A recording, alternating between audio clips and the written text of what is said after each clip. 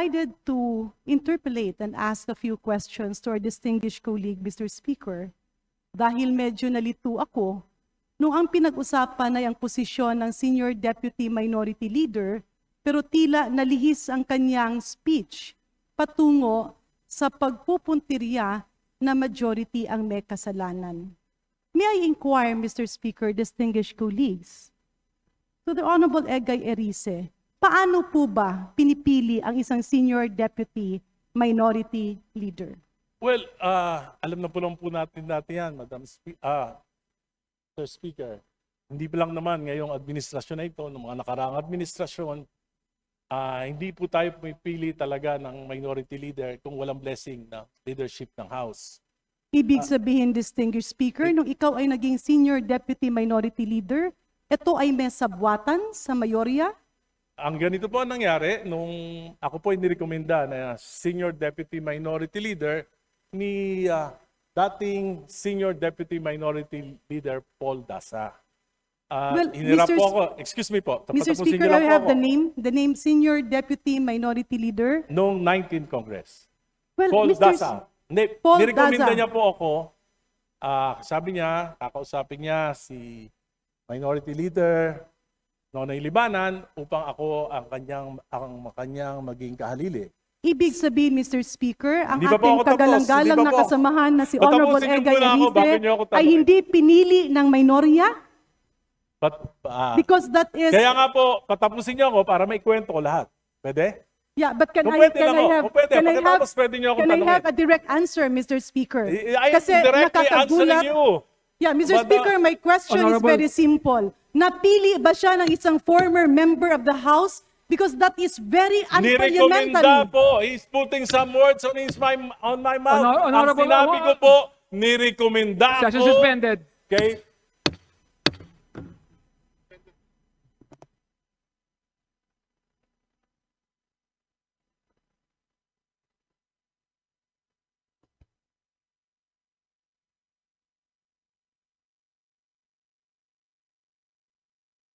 Session will now resume.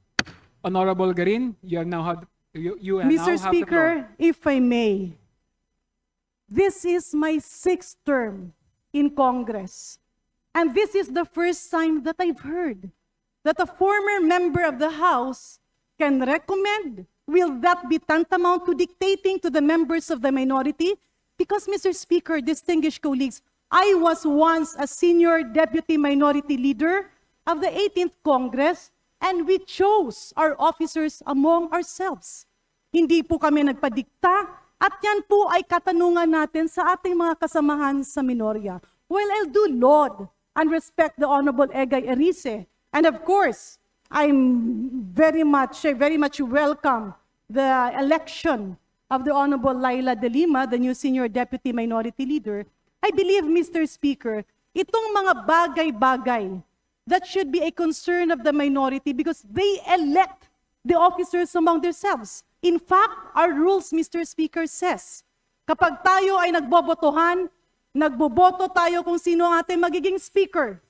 At yung hindi bumoto sa nanalong speaker ay nagko-convene to elect not only the minority leader, Mr. Speaker, but also the Senior Deputy Minority Leader, the Deputy Minority Leaders, and the Assistant Minority Leaders.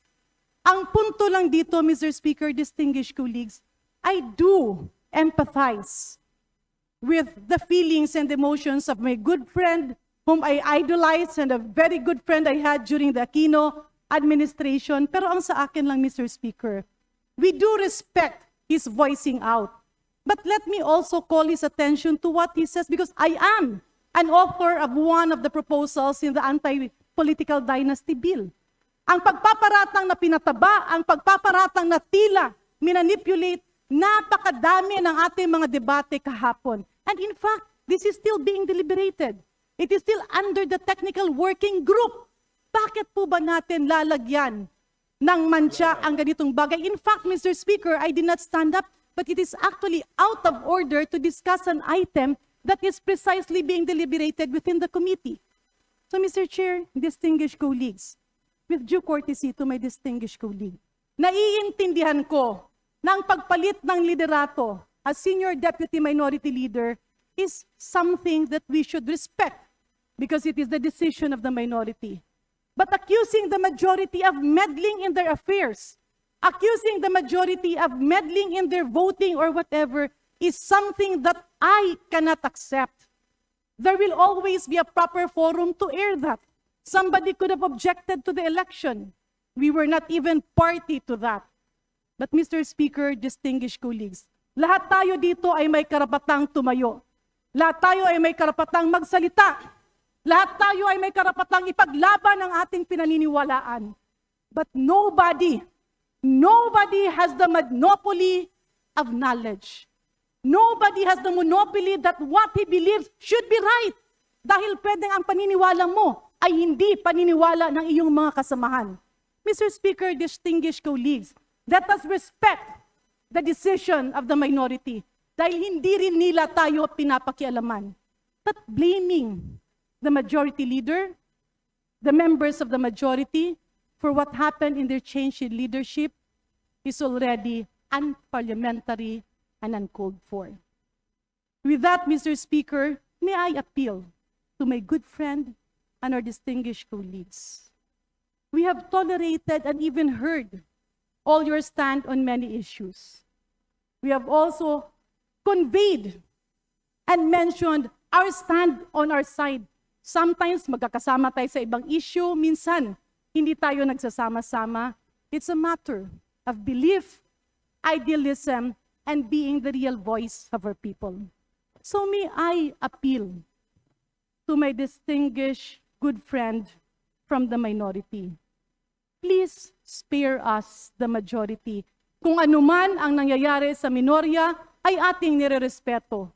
But accusing the majority leader of holding the minority leader is something I believe the minority should stand up. Papayag ba ang minorya na sabihing tila sunod-sunuran lang kayo? Which I actually contradict, Mr. Speaker. Papayag ba kayong sabihing tila inipit dahil mga boses kayo? We have heard our distinguished colleagues here speak up on many matters. Ang sa akin lang, Mr. Speaker, let us put decorum in this House. I was also a member of the minority, then a member of the majority. I went back to the minority and became a member now of the majority, and we always stood firm, debating when we find the reason to do so, defending when it was time to defend our beliefs, but at the same time, accepting the decision of whatever will be the decision of the majority. With that, Mr. Speaker, just to point out, the anti-political dynasty bill is being discussed. At patuloy natin pag-uusapan yon at ipaglalaban natin yon. Let us not accuse any sponsor of saying, nagpapataba tayo ng mga dinastiya.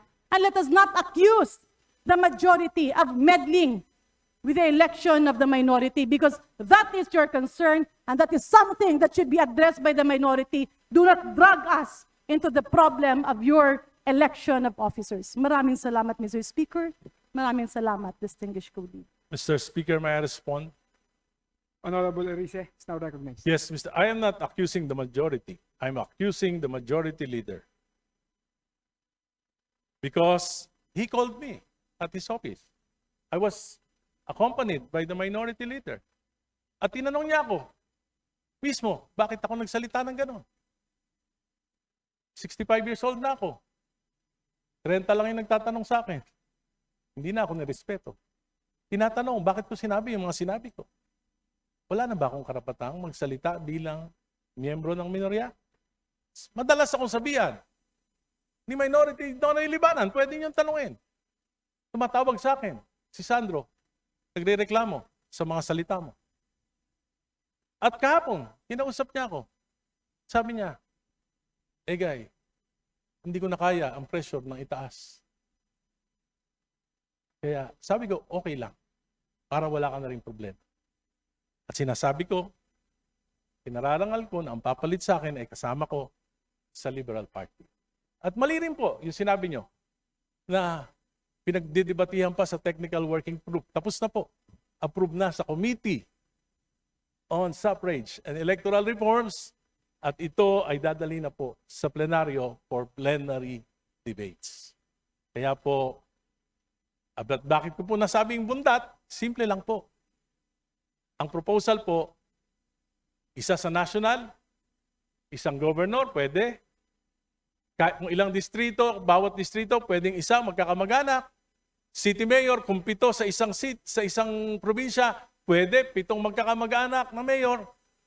Kung ilan ang munisipyo, kung 20 magkakamag-anak na mayor, kung 100 ang barangay captain, 100 barangay captain na magkakaanak, pwede. Yan po ay travesty of the Constitution. And meron pong karapatan ang mga mamamayan na magalit sa ganitong uri ng proposal na inaprubahan na ng Committee on Suffrage and Electoral Reform. Salamat po. Yeah, thank you, Mr. Speaker. Thank you, distinguished colleague, for that response. Ang sa akin lang, Mr. Speaker, I was just in a call with the Honorable Chairman of the Committee on Suffrage, the Honorable Zia Adyong. Hindi pa po tapos at ini-refer pa lang sa technical working group just to put it on record. And Mr. Speaker, distinguished colleague, my apologies, of course, to the Honorable Egay Arice that I had to stand up because as a member of the majority, and even if the majority leader is being directed to, wala pong kinalaman at hindi po parte ng mayorya ang affairs ng election ng officers of the minority. But with that, Mr. Speaker, let me just state for the record that in the several months that the Honorable Egay Erice has been a senior deputy minority leader, I laud him for his wisdom, I laud him for his stand, I laud him and salute him for some of the endeavors that we were together. However, on some opposing matters, I do stand up, pero ito lang po yung aking masasabi. I do hope that after this discussion, the minority will deal with their affairs independently from how the majority will also be dealing with our affairs. Maraming salamat, Mr. Speaker. And again, my salute to the Honorable Egay Arice for being a performing senior deputy minority leader for the past few months. And my congratulations to our former Secretary of Justice, the new senior deputy minority leader, the Honorable Laila De Lima. Maraming salamat, Mr. Speaker. Maraming salamat, distinguished colleagues. Majority Leader. Majority Leader. Mr. Speaker, Yeah, Mr. Majority Speaker, I Leader. move to recognize the Honorable Mr. Speaker, Mark Coleta for his interpellation.